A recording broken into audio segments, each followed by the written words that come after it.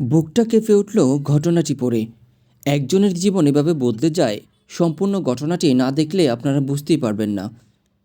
খাদিজা প্রতিদিনের মতো আজও খুব ভোরে ঘুম থেকে উঠে অজু করে ফজরের নামাজ আদায় করেছে। তারপর কোরআন তেলাওয়াতে মগ্ন হয়েছে কিছুক্ষণ। নামাজ আর কোরআন তেলাওয়াত শেষে সে জানালার পাশে এসে দাঁড়ায়। আকাশ তখনও পুরো ফর্সা হয়নি। চারদিকে পাখির কলরব আর সকালের ঠান্ডা হাওয়া যেন তার মনের গভীর ব্যথাগুলো ধুয়ে দিচ্ছিল। দূরে তাকিয়ে সে ভাবছিল, এই সমাজে ভালো থাকতে চাইলেও কেন এত বাধা? কী দোষ করেছে সে? শুধু তো বোরকা পরে কলেজে যায়, ছেলেদের সঙ্গে অহেতুক মেশে না, ক্লাস বাদ দিয়ে বাইরে ঘোরাফেরাও করে না। তবুও কেন সবাই তাকে নিয়ে এত হাসাহাসি করে? আসলে ওর সবচেয়ে কাছের বান্ধবীরা মালিহা, সুমাইয়া আর আরিফা স্কুল জীবন থেকে একসাথে বড় হয়েছে। তবে এখন কলেজে উঠে ওদের পথ একটু আলাদা হয়ে গিয়েছে। একমাত্র খাদিজাই বোরকা পরে। মালিহা আর আরিফা মন্দ না, যদিও তারা বোরকা পরে না, কিন্তু সুমাইয়া, সে তো একেবারে উচ্ছৃঙ্খল আর প্রায়ই বোরকা নিয়ে তুচ্ছ তাচ্ছিল্য করে খাদিজাকে। গতকাল টিফিন পিরিয়ডে ক্লাস ফাঁকি দিয়ে ঘোরার প্রস্তাব দেয় সুমাইয়া। খাদিজা রাজি না হওয়ায় তিরস্কার শুরু করে। বহুদিন ধরে সহ্য করলেও সেদিন আর খাদিজা মুখ বুজে থাকতে পারল না। মুখের উপর বলে বসে, শখ আমি সাজি না, তোরা। ঠোঁটে লিপস্টিক, কপালে টিপ আর পিন পিনে জামা পরে কলেজে এসে তোরাই তো শখ সেজে থাকিস।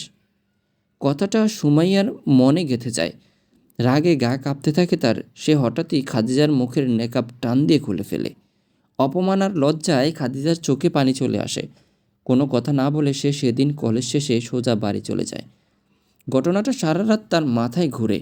রাগে গরম হয়ে উঠলেও রাসূল সাল্লাল্লাহু আলাইহি ওয়াসাল্লামের তায়েফের ঘটনা মনে পড়ে তার। কতটা কষ্ট পেয়েও তিনি কাউকে বদদোয়া করেননি, বরং তাদের হেদায়েত কামনা করেছেন। এসব ভাবতে ভাবতেই নিজের কথাগুলো নিয়ে অপরাধবোধে ভুগতে থাকে খাদিজা। ভাবল কাল কলেজে গিয়ে সুমাইয়ার কাছে ক্ষমা চাইবে। কিন্তু কলেজে গিয়ে দেখে ওর কোনো বান্ধবী আজ কলেজে আসেনি। চিন্তিত হয়ে ক্লাস শেষ করে সোজা সুমাইয়ার বাসায় চলে যায়। কলিং বেল বাজাতেই কাজের মেয়েটি দরজা খুলে কেঁদে ফেলে। অবাক হয়ে জানতে চায় খাদিজা, কী হয়েছে? মেয়েটি জানায়, গতকাল কলেজ থেকে ফেরার পথে কিছু সন্ত্রাসী সুমাইয়ার মুখে অ্যাসিড ছুঁড়ে মারে। এখন সে হাসপাতালে। খাদিজার চোখের সামনে সব কিছু ঘুরতে থাকে। পর্দাহীনতার কত ভয়ানক মূল্য হতে পারে, এ যেন তারই নির্মম উদাহরণ।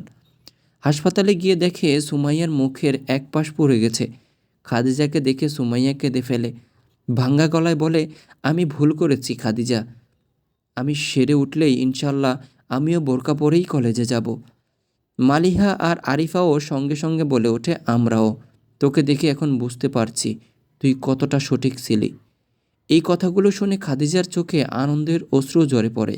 বলে, তোদের নিয়ে আমার অনেক স্বপ্ন ছিল, আজ তা পূর্ণ হলো। তারপর সে আল্লাহর কাছে দোয়া করে, হে আল্লাহ, ওদের তুমি হেদায়েত দাও, দ্রুত সুস্থতা দান করো, আমাদের সবাইকে সঠিক পথে চলার তৌফিক দান করো। ঘরের পরিবেশটা তখন এক ধরনের পবিত্র প্রশান্তিতে ভরে ওঠে, যেন নতুন আলোর মুখে মুখ দেখছে সবাই। এই ঘটনা থেকে শিক্ষা, পর্দা শুধু একটি পোশাক নয়, এটি চরিত্র, আত্মমর্যাদা ও নিরাপত্তার প্রতীক। প্রত্যেক মুমিন নারীর উচিত নিজেকে শালীনভাবে উপস্থাপন করা এবং সমাজের সকলের উচিত সেই সম্মান রক্ষা করা। আজকের ভিডিওটি এই পর্যন্তই। কেমন লেগেছে কমেন্ট করে জানাবেন। ভিডিও ভালো লাগলে একটি লাইক করবেন, চ্যানেলে নতুন হলে চ্যানেলটি সাবস্ক্রাইব করবেন। Subscribe to my channel.